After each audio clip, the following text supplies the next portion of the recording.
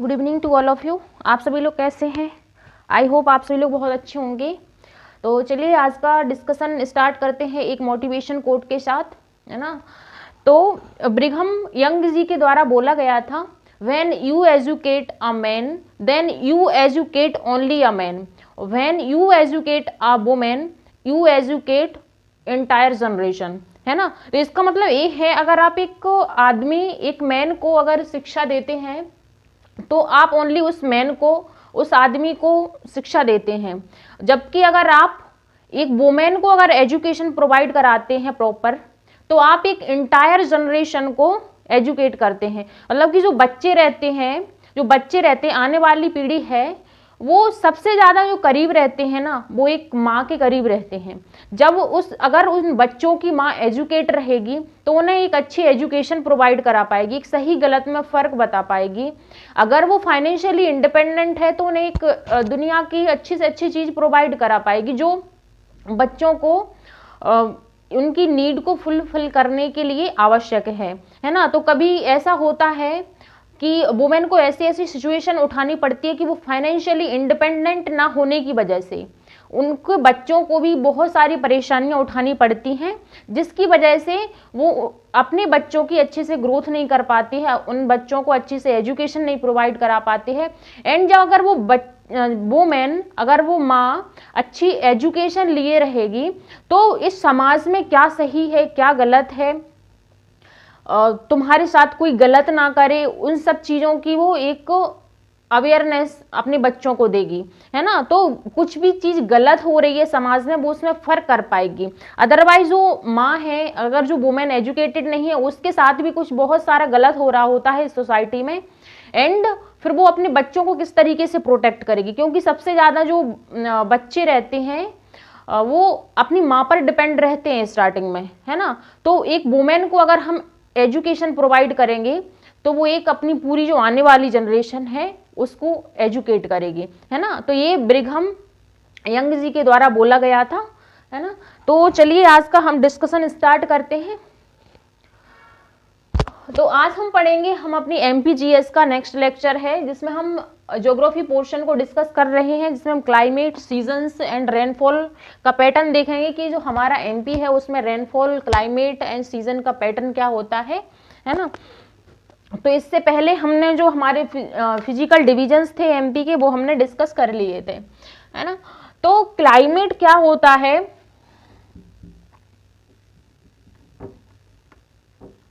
Climate क्या होता है ना, एंड वेदर, ये दो वर्ड हैं। ये जनरली हम क्या करते हैं, इनको सिनोनिमसली मतलब प्रोनाउंस कर देते हैं कुछ सिचुएशन बताने के लिए, लेकिन ये काफी आपस में मतलब डिफरेंट है ना। तो ये जो वेदर होता है ये डे टू डे मतलब जो हमारा एटमॉस्फेयर है उसकी कंडीशन को बताता है कि मतलब आज बारिश हो गई, कल बारिश नहीं होगी। आज का जो सीजन है वो रेनी सीजन है, हो सकता है कल का जो क्या बोलते हैं जो वेदर हो वो सनी हो। मतलब आज रेनफॉल हो गई है, सपोज आज रेनफॉल हो गई है एंड हम कल देखेंगे तो सन निकलेगा, है ना। तो कल का डे सनी डे हो सकता है ना। आज रेनफॉल है, कल सन निकल सकता है, बहुत कड़ाके की धूप निकल सकती है ना। तो इस तरीके से जो डे टू डे वेरिएशन रहती है, डे से लेके एक वीक तक जो वेरिएशन रहती है वो होता है वेदर, है ना। और अगर हम एवरेज निकालें वेदर का अगर एवरेज निकालें, एवरेज ऑफ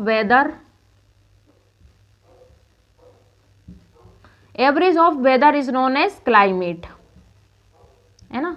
जैसे हम मिलियंस ऑफ मतलब कई सालों में अगर निकालें, मतलब ईयर्स में है सब, मतलब मिनिमम इसमें 20 ईयर्स लिए जाते हैं। 20 ईयर्स का अगर हम एवरेज निकालते हैं तो जो वेदर की क्या कंडीशन रही एक पर्टिकुलर एरिया में, वेदर की क्या कंडीशन रही एक पर्टिकुलर एरिया में, मिनिमम 20 ईयर्स का पीरियड लिया जाता है और मैक्सिमम कितने भी साल हो सकते हैं। तो वेदर की कंडीशन उस एरिया में क्या रही तो उसे हम बोल देते हैं क्लाइमेट, है ना। तो ये ईयर्स में एवरेज निकाला जाता है वेदर का,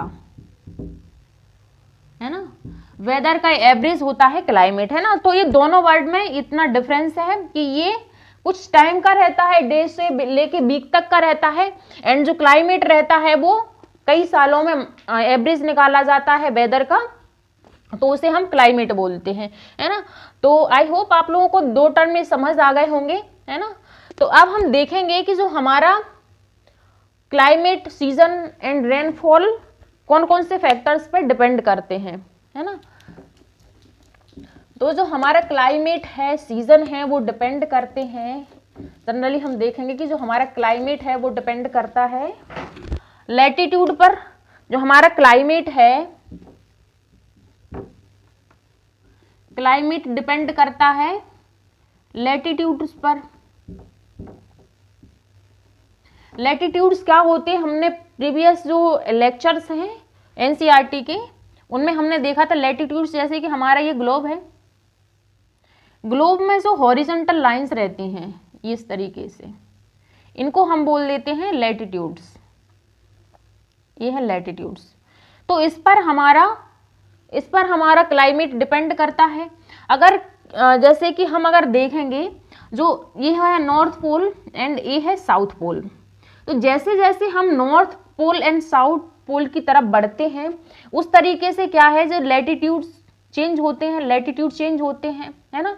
तो उसी प्रकार से यहाँ का क्लाइमेट भी चेंज होता है। हम देखते हैं कि जो मिडिल वाली जो लाइन है, जिसे हम इक्वेटर बोलते हैं,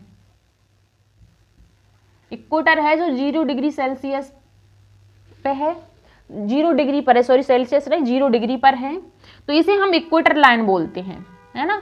और ये इसके जो इस वाले पार्ट में है, इसको हम बोल देते हैं ट्रॉपिक ऑफ कैंसर नॉर्थ में, जो कि 23 1/2 डिग्री पर है नॉर्थ में, है ना। एंड इसके साउथ में एक लाइन है, उसे हम बोलते हैं ट्रॉपिक ऑफ कैप्रिकॉर्न, जो कि 23 1/2 डिग्री साउथ में है ना। तो इन दोनों के बीच में हम देखेंगे जो रेनफॉल है एंड जो टेम्परेचर है वो बहुत ज़्यादा रहता है। क्यों? क्योंकि यहाँ पर जो सन की रेज हैं वो डायरेक्टली पड़ती हैं, डायरेक्टली आके जो सन की रेज हैं वो डायरेक्ट पड़ती हैं इस वाले एरिया पर, है ना, इस एरिया पर डायरेक्टली पड़ती हैं। तो हम देखेंगे जो 21 जून है, 21 जून को जो सन है, सन की रेज ट्रॉपिक ऑफ कैंसर पर सीधी पड़ती हैं। क्यों? इस 21 जून को यह हमारा सन की पोजीशन ये हो जाती है, यहाँ से इक्वेटर से लेके इधर शिफ्ट हो जाता है, तो यहाँ के ट्रॉपिक ऑफ कैंसर पर यहाँ पे रेज सबसे ज़्यादा पड़ती है, इंसोलेशन जिसे हम बोल देते हैं।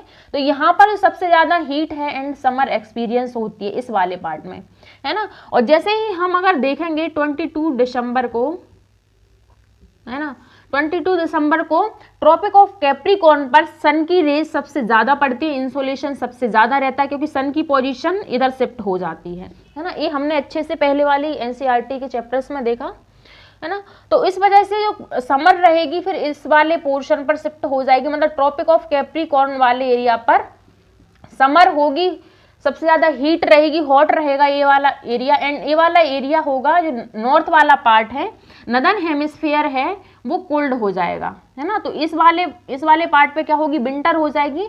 एंड इस वाले जो सदर्न हेमिस्फीयर है, इस पर समर एक्सपीरियंस होगी, मतलब समर सीजन रहेगा, है ना।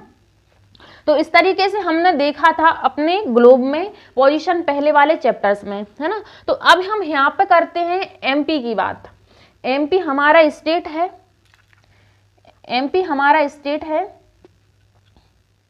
तो उसके अकॉर्डिंग हम इसमें डिस्कस करते हैं अब, है ना।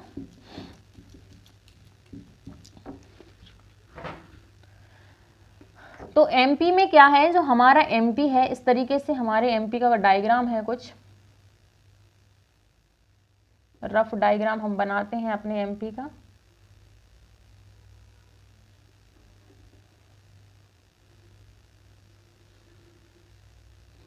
ये हमारे एमपी का रफ डायग्राम है ना।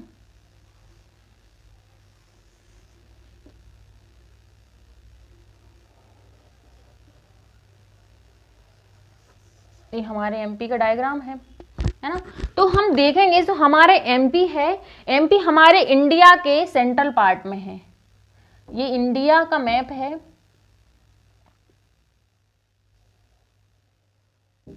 जो हमारा ये हमारा इंडिया के सेंट्रल में हट में है इधर, यहाँ पर हमारे एमपी की पोजीशन है ना। तो हमारे एमपी से ट्रॉपिक ऑफ कैंसर पास होती है, Tropic of Cancer. Tropic of Cancer हमारी टोटल 11 जो डिस्ट्रिक्ट हैं हमारे एमपी के, उनसे पास होती है ना।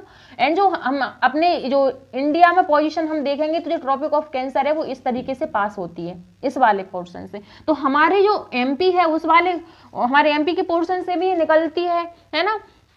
तो यहाँ पर क्या होगा, जो हमारे एमपी है, एमपी का आधा पार्ट जो है ये वाला पार्ट, ये आ जाता है ट्रॉपिकल एरिया में, ये आ जाता है पूरा ट्रॉपिकल रीजन, ट्रॉपिकल रीजन में आ जाता है। तो ये वाला जो पार्ट है हमारे एमपी का, ये लैटिट्यूडनली हम देखें कि जो ये वाला लैटिट्यूड है, जो ट्रॉपिक ऑफ कैंसर क्या है, लैटिट्यूड है। तो इस वजह से लैटिट्यूड की वजह से जो हमारे एमपी है इसमें जो क्लाइमेट है एंड टेम्परेचर है, सीजन है, उस तरीके से वेरी करते हैं, है ना। तो हम देखेंगे कि जो नॉर्थ वाला पार्ट है इधर पे ज्यादा देखेंगे तो वेरिएशन अलग है, अलग तरीके का सीजन पाया जाता है एंड रेनफॉल पाई जाती है ना। तो इस तरीके से जो लैटिट्यूड है, लैटिट्यूड की पोजीशन के अकॉर्डिंग जो क्लाइमेट है वो क्लाइमेट वेरी करता है एंड जो दूसरा है डिस्टेंस फ्रॉम द सी, है ना, दूसरा है डिस्टेंस फ्रॉम द सी। अगर हम देखेंगे कि जो क्लाइमेट है, अगर हम देखेंगे कोई लैंडमास है, अगर कोई लैंडमास सी से कितना ज्यादा दूर है उस पर डिपेंड करता है कि वहां क्लाइमेट कैसा होगा। सपोज दैट ये हमारा इंडिया है एंड ये हमारे इंडिया का सदर्न वाला पार्ट है, ये यहाँ पर अरेबियन सी है, अरेबियन सी, है ना। तो हमारे इंडिया का जो लैंड मास है, तो हम देखते हैं कि जो ये वाला पार्ट है, ये वाला पार्ट है हमारे इंडिया का, वो इस समुद्र के, इस अरेबियन सी के पास में है। तो हम देखेंगे कि ये वाला जो पार्ट रहता है, ये वाला, यहाँ पर ज्यादा टेम्परेचर का वेरिएशन नहीं होता है, मतलब ना तो यहाँ ज्यादा कोल्ड रहता है और ना ही ज्यादा यहाँ पर समर रहती है ना, समर। क्यों? क्योंकि यहाँ पर ये जो अरेबियन सी है, जो वाटर है, वो एक मॉडरेटिंग इफेक्ट अपना डालता है। मॉडरेटिंग इफेक्ट मतलब ना ज्यादा गर्मी ना ज्यादा सर्दी। तो ये सदर्न वाला पार्ट हमारे इंडिया का, ये ना तो ज्यादा गर्मी एक्सपीरियंस करता है और ना ज्यादा कोल्ड एक्सपीरियंस करता है ना। तो ये होता है हमारा जो पानी है, पानी का एक मॉडरेटिंग इफेक्ट, जिसे मॉडरेटिंग इफेक्ट बोलते हैं। मॉडरेटिंग इफेक्ट, मॉडरेटिंग इफेक्ट मतलब कि ना ज्यादा कोल्ड ना ज्यादा समर, है ना। तो इसकी पोजीशन की वजह से, मतलब जो डिस्टेंस है सी का हमारे लैंड मास से, उस पर हमारा क्लाइमेट डिपेंड करता है।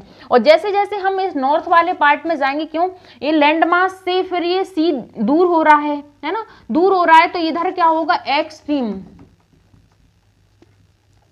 एक्सट्रीम कोल्ड होगी, है ना, एंड एक्सट्रीम जो समर होगी, मतलब टेम्परेचर भी बहुत ज्यादा रहेगा। तो जैसे जैसे ही जो पानी से जो एरिया दूर होता है, लैंडमास दूर होता है, उतनी ज्यादा एक्सट्रीम विंटर होती है और समर होती है ना। तो मतलब डे का टेम्परेचर बहुत ज्यादा रहता है, नाइट का टेम्परेचर बहुत ज्यादा कम रहता है। तो ये होता है मॉडरेटिंग इफेक्ट, है ना।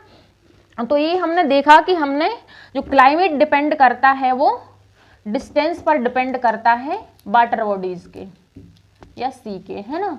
देन हमारा एल्टीट्यूड, एल्टीट्यूड पर क्लाइमेट कैसे डिपेंड करता है। एल्टीट्यूड मतलब ऊंचाई। जैसे जैसे हम माउंटेन्स पर जाते हैं, ये माउंटेन्स है, माउंटेन्स, तो जैसे जैसे इसकी ऊंचाई पर जाएंगे तो टेम्परेचर हमें देखने को मिलता है कि वो कम होता जाता है। टेम्परेचर जैसे जैसे हाइट बढ़ेगी वैसे ही टेम्परेचर क्या होगा, कम होगा हाइट के अकॉर्डिंग। हमने एटमॉस्फेयर की लेयर्स पढ़ी थी, जैसे ही हम अपने एटमॉस्फेयर में ऊपर जाते हैं तो टेम्परेचर क्या है, कम होता जाता है ना। तो यहाँ पर जो टेम्परेचर रहेगा वो लो रहेगा एंड इधर रहेगा वो टेम्परेचर हाई रहेगा। मतलब जो बॉटम है, जो सरफेस पर है, ग्राउंड पर टेम्परेचर ज्यादा रहेगा एंड जैसे माउंटेन्स की चोटियों पर जाएंगे वैसे ही टेम्परेचर क्या होगा, कम होगा, है ना। तो इस तरीके से जो हमारा क्लाइमेट है वो एल्टीट्यूड्स पर डिपेंड है ना। तो जहाँ यहाँ पर घर बने होंगे, किसी के चोटियाँ हैं जैसे बनी रहती हैं, बहुत सारे ऐसे घर बने रहते हैं पहाड़ियों पर, तो वहाँ पर जो टेम्परेचर रहता है वो जनरली कम देखने को मिलता है ना। तो ये हमारा एल्टीट्यूड है ना। एंड टेम्परेचर डिपेंड, जो हमारा क्लाइमेट है वो रिलीफ फीचर्स मतलब जो सरफेस है हमारी लैंड की, उसकी बनावट कैसी है उस पर डिपेंड करता है ना। जैसे कहीं पे गहरी खाई है, कहीं पर वैली है, जैसे हम वैली बोल रहे हैं, वैली है ना। कहीं पे इस तरीके की माउंटेन्स है, कहीं पर कोई रेगिस मतलब फ्लैट एरिया है, तो इन्हें हम बोल लेते हैं रिलीफ फीचर्स, रिलीफ बोलते हैं इसको हम बोल लेते हैं। मतलब हमारी जो लैंड है उसकी बनावट कैसी है, किस तरीके से ऊंचा नीचा है, वो स्ट्रक्चर कैसा पाया जाता है, उसे रिलीफ बोलते हैं। तो इस पर भी डिपेंड करता है हमारा क्लाइमेट। जैसे हम वैली में जाएंगे तो यहाँ पर बहुत ज्यादा मतलब गर्म देखने को मिलती है, मतलब गर्मी देखने को मिलती है, क्योंकि ये खाई है अंदर, है ना। इस तरीके से यहाँ पर हम देखेंगे कि तो अलग तरीके का जो रहेगा टेम्परेचर, वो अलग तरीके का रहेगा, है ना। एंड जो लास्ट है फैक्टर जिस पर क्लाइमेट डिपेंड है वो है distribution of land and water, distribution of land and water, है ना। तो distribution of land and water मतलब कि जो लैंड है वो कितने एरिया में फैली हुई है एंड जो वाटर है वो कितने एरिया में फैला हुआ है। तो हम देखेंगे कि जो लैंड वाला पार्ट रहता है ना, लैंड जो रहती है ये बहुत जल्दी क्या हो जाती है, कोल्ड हो जाती है बहुत जल्दी, है ना। एंड बहुत जल्दी ही ये हॉट भी हो जाती है। जैसे सन की रेज पड़ेंगी तो बहुत जल्दी कोल्ड हो जाएगी एंड बहुत जल्दी ही ये हॉट हो जाएगी, है ना। तो मतलब इसका टेम्परेचर जितनी जल्दी गिरता है उतनी जल्दी बढ़ता है। जबकि हम देखेंगे जो वाटर है, ये कोई वाटर बॉडी है, सी है ना, वाटर है, तो इसका टेम्परेचर बहुत जल्दी वेरी नहीं करता, है ना। इसका टेम्परेचर बहुत धीरे धीरे बढ़ता है। अगर यहाँ पर कोई इंसोलेशन पड़ रहा है, सन की रेज अगर पड़ रही है, यहाँ पर सन की रेज पड़ रही हैं, तो जो वाटर का टेम्परेचर है कंपैरिजन में मतलब कंपैरिजन में यहाँ पर कम बढ़ेगा, है ना, मतलब कम बढ़ेगा। सपोज दैट यहाँ पर जो टेम्परेचर है सन की रेज पड़ने पर बहुत जल्दी 10 डिग्री सेल्सियस हो जा रहा था, है ना, और यहीं पर उतना ही इंसोलेशन पड़ेगा, उतनी ही सन की रेज पड़ेंगी तो इसका टेम्परेचर है वो 5 डिग्री सेल्सियस बढ़ेगा, है ना। एंड इसका अगर यहाँ पर अगर सन की रेज ना हो तो यहाँ पर जो कोल्ड होगा मतलब टेम्परेचर गिरेगा, तो यहाँ पर हम कहेंगे -5 डिग्री गिरेगा।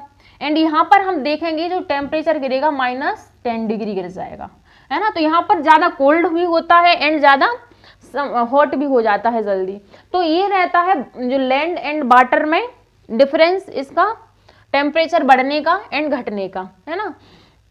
तो जो जहां पर लैंड एरिया रहता है वहां पर बहुत ही एक्सट्रीम टेम्परेचर देखने को मिलता है एंड वाटर है, वाटर में इतना ज्यादा टेम्परेचर का वेरिएशन नहीं होता है ना। तो ये हमारा क्लाइमेट डिपेंड था कुछ फैक्टर्स पर जो हमने अच्छे तरीके से डिस्कस कर लिए हैं। तो हमारा एमपी है वो 4 पार्ट्स में डिवाइड किया गया है जो क्लाइमेट्स के अकॉर्डिंग कि कहाँ कहाँ पर कैसा क्लाइमेट पाया जाता है। तो हम मैप बनाते हैं अपने एमपी का।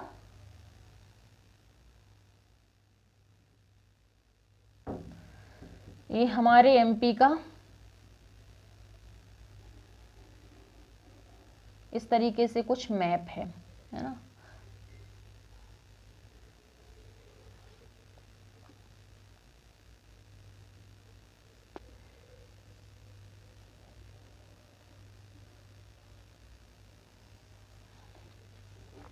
राइट। ये हमारा एमपी है एंड ये हमारे एमपी का मैप है।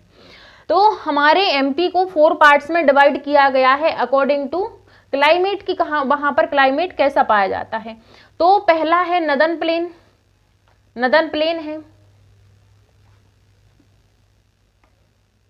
Northern plane.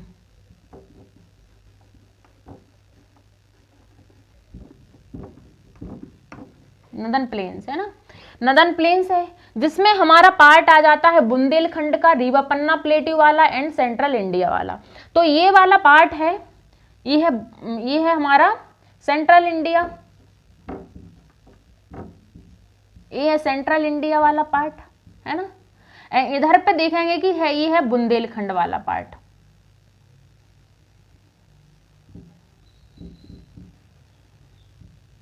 ये है बुंदेलखंड वाला पार्ट, है ना। एंड ये वाला है रीवा पन्ना, रीवा पन्ना, रीवा पन्ना प्लेट्यू, प्लेट्यू। तो ये वाला पार्ट है ना, ये वाला पूरा पोर्शन ये आ जाता है हमारा नदन प्लेन्स में। हमने नदन प्लेन्स पढ़े थे, जो हमारा इंडिया है, इंडिया के जो यूपी वाला पार्ट है, हमारे एमपी का भी नदन पोर्शन आ जाता है, वो हमारे नदन प्लेन्स में आ जाता है। तो यहाँ पर क्लाइमेट कैसा पाया जाता है उसके अकॉर्डिंग इसको डिवाइड किया गया है।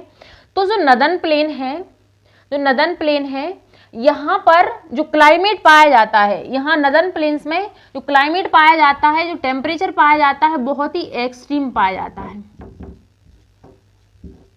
एक्सट्रीम टेम्परेचर, एक्सट्रीम टेम्परेचर पाया जाता है। क्यों? क्योंकि ये वाला पार्ट है वो जो सी है, वाटर है, वाटर के मॉडरेटिंग इफेक्ट से बहुत ज्यादा दूर है, बहुत ज्यादा दूर है। हमने अभी मॉडरेटिंग इफेक्ट पढ़ा, इसलिए यहाँ पर जो टेम्परेचर पाया जाता है वो बहुत ही एक्सट्रीम पाया जाता है। मतलब यहाँ पर कोल्ड भी बहुत हाई होती है एंड जो समर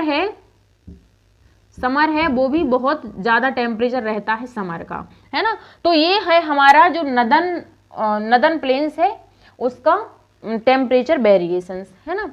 एंड जो विंध्या हिली एरिया है, विंध्या हिली, तो ये वाला पार्ट विंध्या हिली रीजन, तो ये वाला जो पार्ट है जहां पर विंध्या रेंजेस पाई जाती हैं, तो इस वाले रीजन में जो टेम्परेचर पाया जाता है वो ये भी बहुत ही ज्यादा क्या होता है, एक्सट्रीम होता है। क्योंकि ये वाला जो पार्ट है, ये वाला पार्ट भी क्या है, मतलब सी से दूर ही है। लेकिन कंपैरिजन टू अगर हम देखें नदन प्लेन्स की, तो यहाँ पर जो एक्सट्रीम टेम्परेचर जितना है यहाँ पर कम पाया जाता है, क्योंकि यहाँ पर जो रेनफॉल है वो ज्यादा रहती है, पानी की थोड़ी बहुत प्रेजेंस रहती है कंपैरिजन टू नदन प्लेन, ज्यादा नहीं कंपैरिजन नदन प्लेन में। तो यहाँ का टेम्परेचर है थोड़ा मॉडरेटिंग इफेक्ट दिखाता है ना, मतलब कोल्ड है वो ज्यादा कोल्ड नहीं है, एंड जो समर है, समर का टेम्परेचर भी ज्यादा नहीं है ना। तो ये हमारा विंध्या हिली रीजन्स जो रहता है ना। एंड जो है मालवा प्लेट्यू, ये वाला जो मालवा प्लेट्यू में आता है हमारा पूरा पार्ट, मालवा प्लेट्यू, हमने प्लेट्यू अच्छे से डिस्कस कर लिए। तो ये वाला जो हमारा पूरा पार्ट है वो मालवा में आता है, और जो मालवा प्लेट्यू है यहाँ ये वाला पार्ट मॉडरेटिंग इफेक्ट दिखाता है, मॉडरेटिंग इफेक्ट यहाँ पर दिखाता है, इसलिए यहाँ पर ना ही ज्यादा कोल्ड रहता है एंड ना ही ज्यादा समर रहती है ना। तो यहाँ का जो टेम्परेचर है वो मॉडरेटिंग है, राइट। आप लोग ध्यान रखिए, यहाँ का टेम्परेचर है वो मॉडरेटिंग है। देन हम देखेंगे कि जो हमारी नर्मदा वैली है, नर्मदा वैली हम देखेंगे यहाँ इस तरीके से फैली हुई है नर्मदा वैली।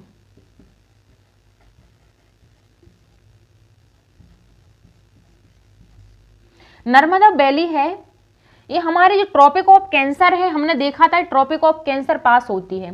तो ट्रॉपिक ऑफ कैंसर की प्रेजेंस होने की वजह से यहाँ का जो टेम्परेचर है वो ट्रॉपिकल एरिया में आ जाता है, ये वाला रीजन। तो यहाँ पर जो हॉट है वो बहुत ज़्यादा होती है, मतलब टेम्परेचर यहाँ का बहुत ज़्यादा रहता है, टेम्परेचर जो नर्मदा वैली है वहाँ का बहुत ज़्यादा रहता है एंड यहाँ पर रेनफॉल भी बहुत ज़्यादा होती है ना। क्यों? क्योंकि ये ट्रॉपिकल एरिया में आता है, हमने अभी पढ़ा था ना ट्रॉपिकल एरिया, ट्रॉपिकल रीजन में आ जाता है ये नर्मदा वैली वाला पार्ट, इसलिए यहाँ पर रेनफॉल बहुत ज़्यादा रहती है एंड टेम्परेचर भी बहुत ज़्यादा रहता है। एंड जो मालवा प्लेटेो है यहाँ पर मॉडरेटिंग इफेक्ट रहता है ना टेम्परेचर का, एंड जो विंध्या रीजन है इसमें भी मॉडरेटिंग इफेक्ट रहता है ना। लेकिन यहाँ पर हम देखेंगे कि जो हॉट मतलब समर ज़्यादा रहती है, मतलब टेम्परेचर ज़्यादा रहता है कंपेरिजन टू अगर हम देखेंगे तो विंटर है, विंटर में टेम्परेचर थोड़ा मतलब मॉडरेटिंग ही होता है। तो ये हमारे ये पूरे 4 पार्ट्स हैं हमारे एमपी के जिसमें टेम्परेचर वेरी करता है ना। तो इसी तरीके से क्या है रेनफॉल का भी डिस्ट्रीब्यूशन होता है अकॉर्डिंग टू, हम अगर देखेंगे ये जो हमारे रीजन्स डिवाइड है ना अकॉर्डिंग टू क्लाइमेट है ना। एंड अब हम देखते हैं जो हमारा एमपी है यहाँ पर कितने सीजन्स पाए जाते हैं। ये हमने पूरा देख लिया, अपना क्लाइमेट देखा अभी, देन अब हम देख रहे हैं वो है हमारे सीजन्स। तो एमपी में कितने सीजन्स पाए जाते हैं, वो है मेनली 3 सीजन्स हैं हमारे एमपी में। 3 सीजन्स हैं, वो है हमारे समर सीजन है जो कि मार्च मंथ से लेके जून तक रहता है, एंड रेनी सीजन है वो जून टू अक्टूबर रहता है, विंटर सीजन है अक्टूबर टू मार्च रहता है। ये मेन सीजन है हमारे एमपी में जो पाए जाते हैं, एंड सब सीजन्स भी पाए जाते हैं जिनके बारे में हम नहीं डिस्कस करेंगे इस चैप्टर में है ना। तो हम देखते हैं जो हमारा समर सीजन है, तो समर सीजन रहता है, समर रहती है वो रहती है मार्च से लेके जून तक, मार्च से लेके जून तक। तो इस समर सीजन में क्या होता है कि जो हमारा एमपी है, फिर से हम एमपी का मैप बनाएंगे रफ है ना, फिर से हम अपने एमपी का मैप बनाते हैं समझने के लिए। इस तरीके से जल्दी जल्दी बनाते हैं मैप।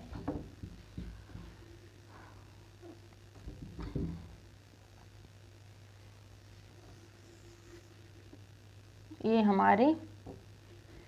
है हमारे एमपी का मैप, राइट। ये हमने जल्दी जल्दी बना दिया समझने के लिए, ठीक है। तो ये हमारा एमपी है। तो यहाँ पर समर कैसे रहती है, तो ये ट्रॉपिक ऑफ कैंसर इस तरीके से हमारे एमपी के मिडिल से होके निकलती है। हमारे एमपी को 2 पार्ट्स में डिवाइड करती है, नदर्न पार्ट में एंड सदर्न पार्ट में है ना। तो ये है Tropic of Cancer, Tropic of Cancer. तो 21 जून को जो सन की रेज हैं हमारी ट्रॉपिक ऑफ कैंसर पर सीधे पड़ती हैं। ट्रॉपिक ऑफ कैंसर पर सन की रेज सीधी पड़ती हैं क्योंकि ये बिल्कुल सन ऊपर रहता है हमारे ट्रॉपिक ऑफ कैंसर के, है ना।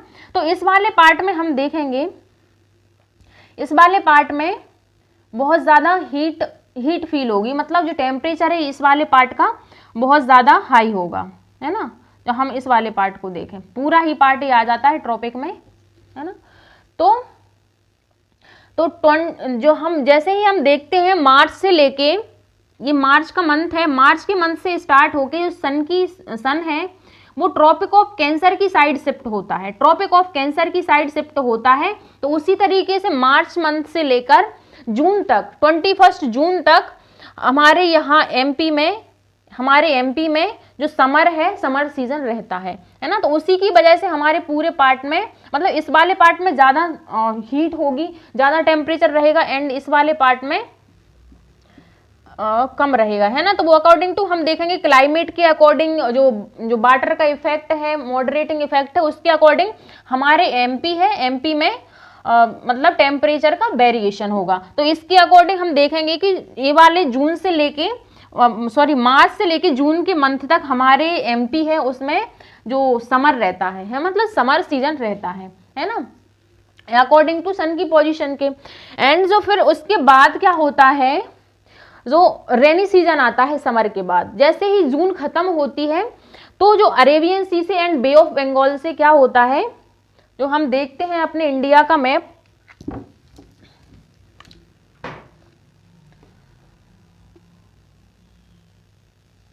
ये है इंडिया, तो यहां पे है अरेबियन सी, इधर है बे ऑफ बंगाल।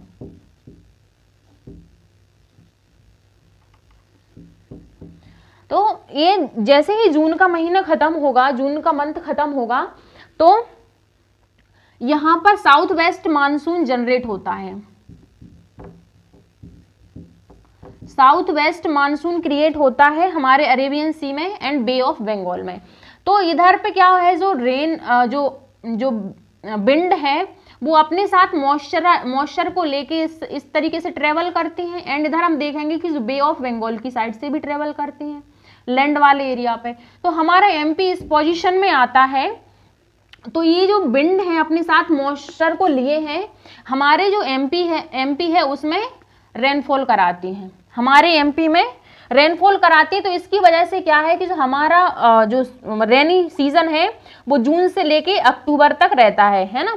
तो सबसे ज़्यादा जो रेनफॉल होती है हमारे एमपी में, जो मानसून उठता है वो बे ऑफ बंगाल की तरफ से सबसे ज़्यादा रेनफॉल होती है ना। तो सबसे ज़्यादा जो रेनफॉल होती है हमारे एमपी के ईस्ट पार्ट में रहेगी, इस वाले पार्ट में।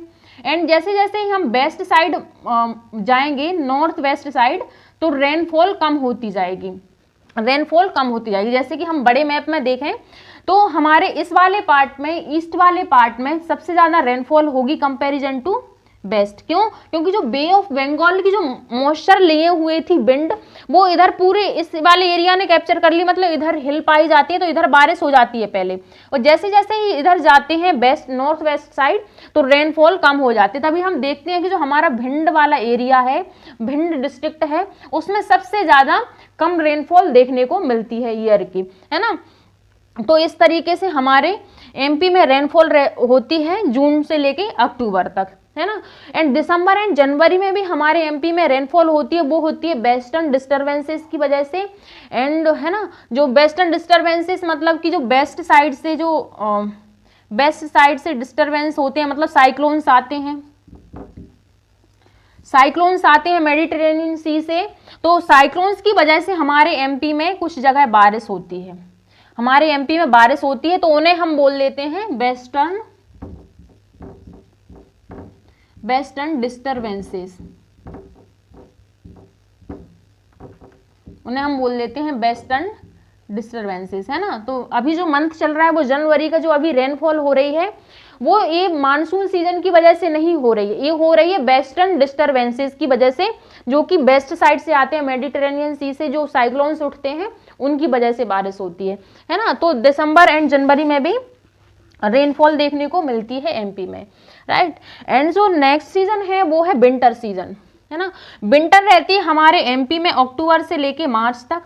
जैसे ही रेनी सीजन खत्म होता है वैसे ही विंटर सीजन स्टार्ट हो जाता है। तो हम देखेंगे अक्टूबर है, क्या है, जो सन है, सन पहले क्या था, ट्रॉपिक ऑफ कैंसर पर था। ट्रॉपिक ऑफ कैंसर से क्या है, जो सन है फिर वो जो इक्वेटर को भी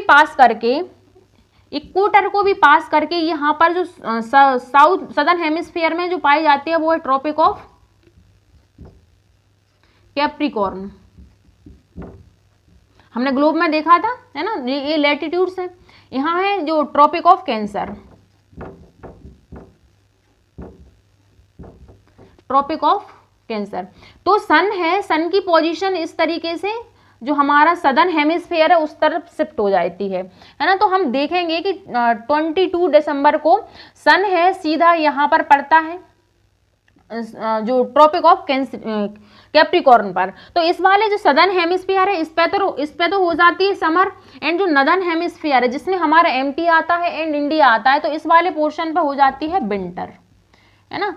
तो जो दिसंबर है, अक्टूबर से स्टार्ट होता है जो सन है, सन की पोजीशन चेंज, तो दिसंबर तक क्या होती है, हमारे एमपी है एंड हमारा ऑल इंडिया है, यहाँ पर पूरी विंटर हो जाती है, पूरा विंटर हो जाता है। तो ये है हमारा पूरा विंटर सीजन, राइट। तो ये हमारे सन की पोजीशन पर डिपेंड करता है कि किस पार्ट में विंटर होगी, है ना। तो ये हमारे सीजन्स थे, है ना, ये हमारे सीजन्स थे एमपी में। तो हमारा एमपी है, इस वजह से जो हमारा ये वाला हमारा एमपी वाला पार्ट है वो अक्टूबर से लेके मार्च तक पूरा विंटर फील करता है, मतलब यहाँ पर सर्दी पाई जाती है, राइट। तो ये हमारे सीजन्स। देन हम देखते हैं कि हमारे एमपी में रेनफॉल का पैटर्न क्या है। हमारे एमपी में जो रेनफॉल है, रेनफॉल का पैटर्न क्या होता है, तो हमारा एमपी है वो इंडिया के इस वाले पार्ट में पाया जाता है ना।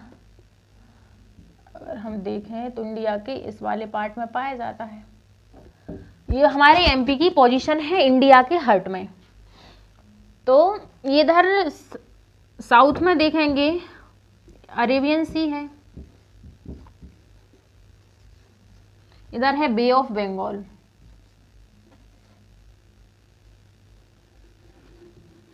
है ना। तो एमपी में जो सबसे ज्यादा रेनफॉल होती है, फर्स्ट ऑफ ऑल हम देखेंगे तो वो जो मानसून है, south west monsoon, south west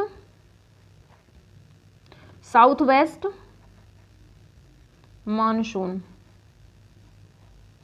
south west monsoon की वजह से हमारे जो एमपी है एंड ऑल इंडिया जो है हमारा, उसमें रेनफॉल होती है।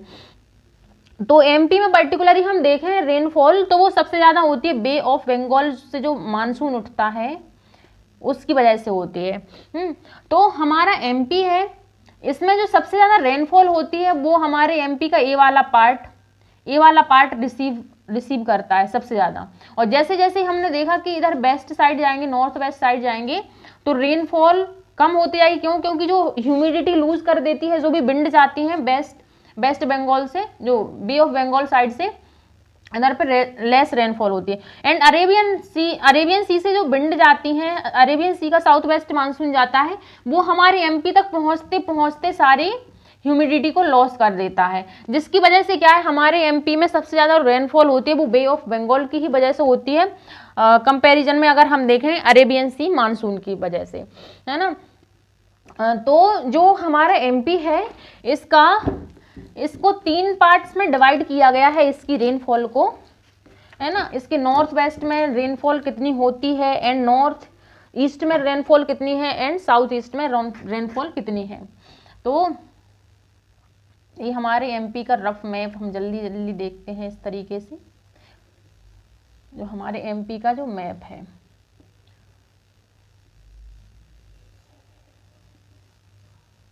ये हमारे एमपी का जो ये वाला पार्ट है नॉर्थ वेस्ट, इसे हम बोलेंगे नॉर्थ वेस्ट पार्ट, है ना, नॉर्थ वेस्टर्न पार्ट, ये वाला।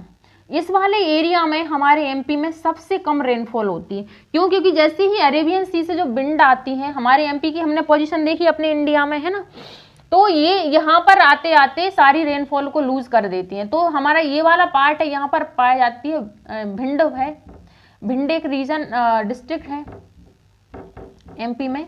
तो यहाँ पर जो रेनफॉल है वो हमारे एमपी में सबसे कम रेनफॉल मेजर की गई है, वो है 55 सेंटीमीटर, है ना। और इस पूरे अगर एरिया हम इसका पूरा एवरेज निकालें तो वो है 50 से लेकर 75 सेंटीमीटर तक इस पूरे रीजन में रेनफॉल देखने को मिलती है, जो कि बहुत ही कम रेनफॉल है अगर हम देखें। एंड जो हमारा नॉर्थ ईस्टर्न वाला पार्ट है, ये वाला नॉर्थ ईस्टर्न, है ना, ये नॉर्थ ईस्टर्न पार्ट है। तो इसमें एवरेज रेनफॉल होती है जो कि 75 से लेके 80 सेंटीमीटर तक है ना। तो ये एवरेज रेनफॉल जो नॉर्थ ईस्टर्न पार्ट में देखने को मिलेगी। एंड सबसे ज़्यादा जो रेनफॉल देखने को मिलती है वो हमारे एमपी के जो साउथ ईस्टर्न पार्ट को देखने को मिलती है।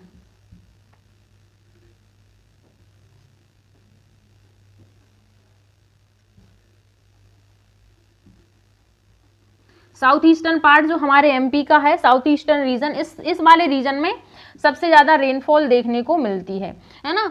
तो यहाँ पर जो रेनफॉल है वो 120 से लेके 150 तक 50 सेंटीमीटर तक जनरली देखने को मिलती है। एंड 200 सेंटीमीटर जो रेनफॉल देखने को मिलती है वो पचमढ़ी में। पचमढ़ी में हमारे एमपी की सबसे ज़्यादा रेनफॉल होती है, मतलब सबसे कम रेनफॉल जो देखने को मिलती है वो भिंड में। एंड हमारे एमपी में सबसे ज़्यादा रेनफॉल देखने को मिलती है 200 डिग्री सेल्सियस तक, वो है पचमढ़ी में, है ना, पचमढ़ी जो एरिया है। तो ये इस तरीके से हमारे एमपी में रेनफॉल पाई जाती है ना। अकॉर्डिंग टू हम देखेंगे कि जो हमारे बे ऑफ बंगाल से जो मानसून आता है ना, तो ये हमारे एमपी के जो रेनफॉल है, रेनफॉल का पैटर्न है ना। तो आई होप आप लोगों को ये पूरा क्लाइमेट वाला, हमारे एमपी का क्लाइमेट वाला चैप्टर समझ आया होगा, है ना। तो आज के लिए इतना ही। Thank you to all of you.